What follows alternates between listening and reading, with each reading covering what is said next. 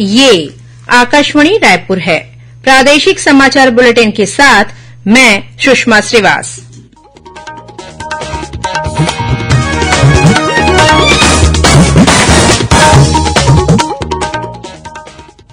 और अब पेश है आज के मुख्य समाचार।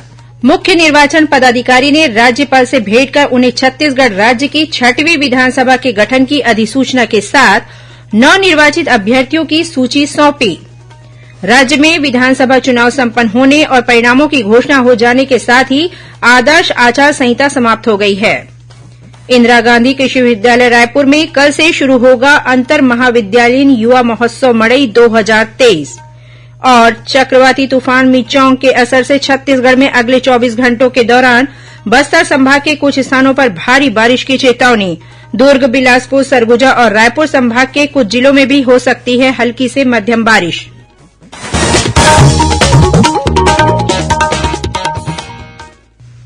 अब समाचार विस्तार से।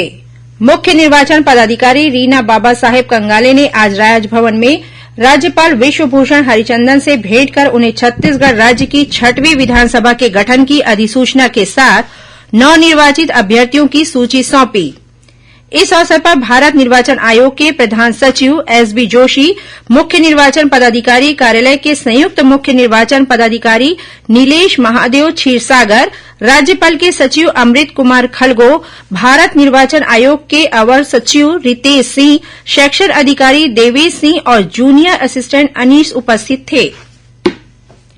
राज्य में विधानसभा चुनाव संपन्न होने और परिणामों की घोषणा हो जाने के साथ ही आदर्श आचार संहिता समाप्त हो गई है। भारत निर्वाचन आयोग ने इस संबंध में कल आदेश जारी कर दिया है।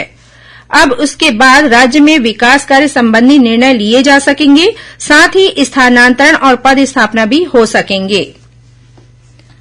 भारतीय जनता पार्टी के राष्ट्रीय उपाध्यक्ष और पूर्व मुख्यमंत्री डॉक्टर रमन सिंह ने कार्यकर्ताओं से कहा कि विधानसभा चुनाव में राजनांदगांव की ऐतिहासिक जीत ने प्रदेश को नया संदेश दिया है। उन्होंने कहा कि जनता ने प्रधानमंत्री नरेंद्र मोदी की गारंटी योजना पर विश्वास व्यक्त किया है। डॉक्टर सिंह ने आज अपने रायपुर स्थित निवास पर राजनांदगांव जिले के कार्यकर्ताओं से मुलाकात के दौरान यह बात कही। उन्होंने कहा कि अब सभी कार्यकर्ता लोकसभा चुनाव की तैयारी में जुट जाएं। उन्होंने कार्यकर्ताओं से यह भी कहा कि प्रदेश में मंत्रिमंडल के गठन के बाद पहली कैबिनेट की बैठक में मोदी गारंटी योजना पर क्रियान्वयन किया जाएगा। महाराष्ट्र से लगे छत्तीसगढ़ के अंदरूनी माओवाद प्रभावित गांवों में सुरक्षा बलों ने सर्चिंग अभियान तेज कर दी है। मोहला, मानपुर, अंबागढ़ चौकी जिले के गांव में पुलिस बल के साथ आईटीबीपी, सीएएफ और डीआरजी फोर्स के जवान लगातार सर्चिंग कर रहे हैं। मिली जानकारी के अनुसार महाराष्ट्र की सीमा से लगे मोहला, मानपुर के कुछ क्षेत्रों से मिल रही माओवादी गतिविधियों की सूचना पर यह कार्रवाई की जा रही है। मोहला, मानपुर के अलावा राजनांदगांव जिले के माओवाद प्रभावित क्षेत्र बागनदी, बोरतालाब, बकरकट्टा क्षेत्रों में भी सर्चिंग बढ़ाई गई है। वहीं खैरागढ़ जिले के सीमा क्षेत्रों में भी सुरक्षा बलों को अलर्ट रहने को कहा गया है।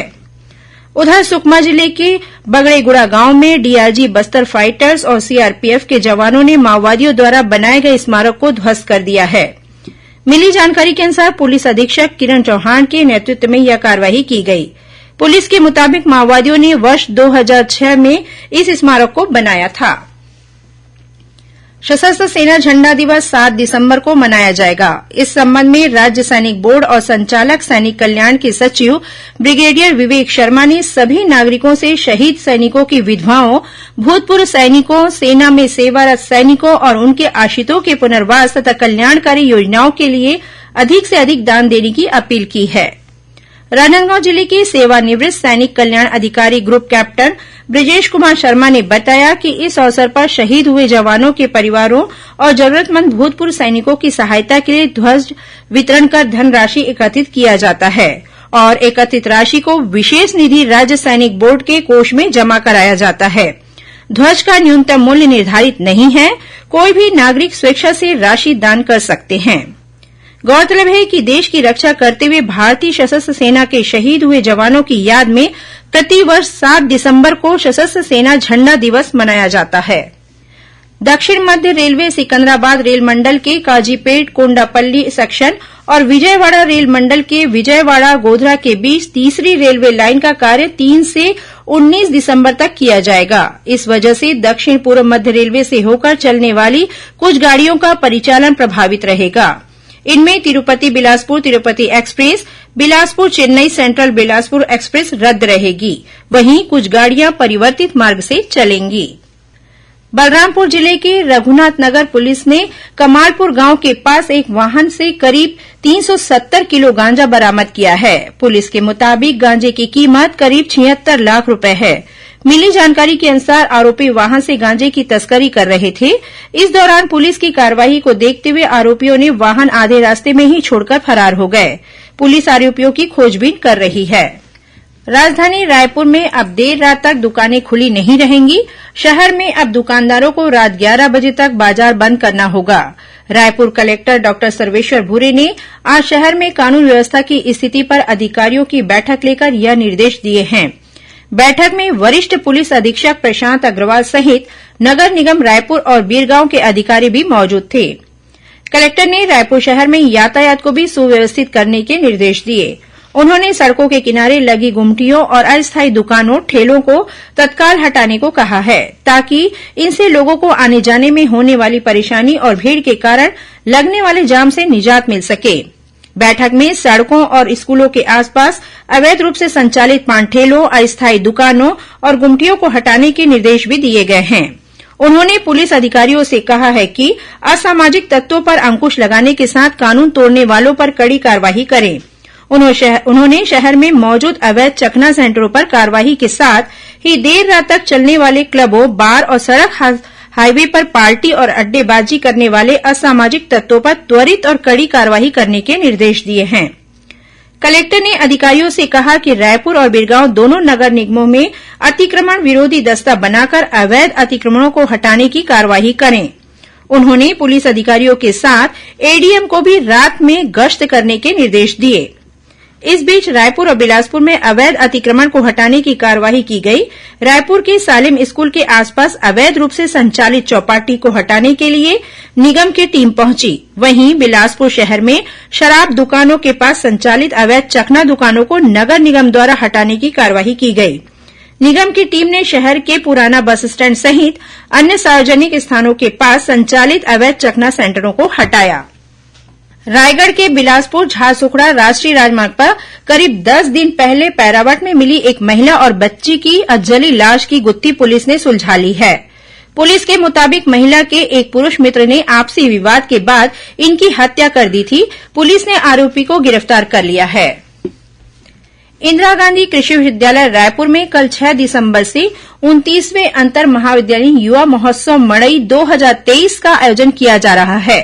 इस 4 दिवसीय युवा महोत्सव में विश्वविद्यालय के अंतर्गत संचालित शासकीय और निजी महाविद्यालय के 1000 से अधिक विद्यार्थी शामिल होंगे। शुभारंभ समारोह में मुख्य अतिथि के रूप में पंडित रविशंकर शुक्ल विद्यालय के कुलपति प्रोफेसर सच्चिदानंद शुक्ला उपस्थित रहेंगे। कार्यक्रम की अध्यक्षता इंदिरा गांधी कृषि विश्वविद्यालय के कुलपति डॉक्टर गिरीश चंदेल करेंगे।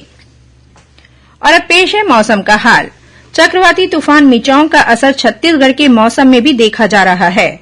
मौसम विभाग से मिली जानकारी के अनुसार प्रबल चक्रवाती तूफान मिचांग मध्य बंगाल की खाड़ी और दक्षिण तटीय आंध्रप्रदेश के ऊपर स्थित है, जो उत्तर की ओर 12 किलोमीटर प्रति घंटे की गति से आगे बढ़ रहा है। इसके असर से प्रदेश में अगले 24 घंटों के दौरान अनेक स्थानों पर हल्की से मध्यम वर्षा होने और गरज चमक के साथ छींटे पड़ने की संभावना है। वहीं मौसम विभाग द्वारा प्रदेश के 1-2 स्थानों पर भारी वर्षा होने की भी चेतावनी दी गई है। भारी बारिश का क्षेत्र मुख्यतः बस्तर संभाग के कुछ स्थानों पर रहेगा। इसके साथ ही दुर्ग, बिलासपुर, सरगुजा और रायपुर संभाग के कुछ जिलों में भी हल्की बारिश होने की संभावना जताई गई है। राजधानी रायपुर सहित प्रदेश के दक्षिण और मध्य क्षेत्रों में आज सुबह से ही हल्की बारिश हो रही है। इसकी वजह से तापमान में भी गिरावट देखी जा रही है। वहीं जांजगीर चांपा जिले में बेमौसम बारिश ने जिले के किसानों की मुश्किलें बढ़ा दी है। बारिश से फसल को नुकसान होने की संभावना बढ़ गई है। जिले के किसान नमी की वजह से धान की फसलों में कटवा बीमारी लगने की आशंका से चिंतित हैं। अब कुछ खबरें संक्षेप में। राज्यपाल विश्वभूषण हरिचंदन से आज राजभवन में भारतीय पुलिस सेवा के 4 परीक्षा विधि अधिकारियों ने सौजन्य मुलाकात की।